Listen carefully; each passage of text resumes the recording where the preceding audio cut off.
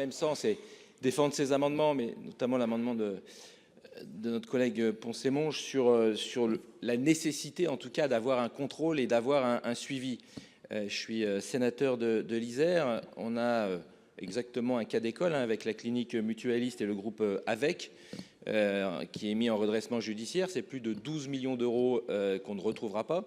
Là, on le voit très clairement. C'est-à-dire que si on avait un suivi, si on avait eu un contrôle depuis de nombreuses années, je pense qu'on aurait pu évidemment éviter, parce que derrière, pour un territoire, c'est pas que la clinique mutualiste de Grenoble, c'est d'autres structures qui s'effondrent en château de cartes, et donc ça, c'est un véritable problème, quoi. Et donc le fait d'avoir des moyens de pouvoir contrôler ce système, qui est une véritable pieuvre en termes de fonctionnement et de captation d'argent public, ça me paraît évidemment indispensable. Merci, Monsieur le Président. Madame la Ministre. Oui, merci Madame la Présidente. Je voulais vraiment insister sur le fait qu'on partage complètement l'objectif. Le gouvernement ne veut rien lâcher sur la récupération de ces indus et également sur la lutte contre les fraudes et la lutte contre la fraude de ces établissements.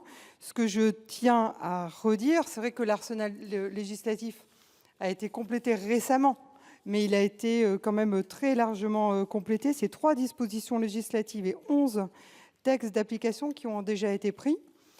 Donc les capacités de contrôle de tous les services d'inspection sont aujourd'hui élargies et il y a une expertise aussi solide qui soutient cette démarche. Je veux dire aussi que s'agissant des indus auprès de Orpea, c'est 50 millions d'euros d'indus qui ont été récupérés par la CNSA.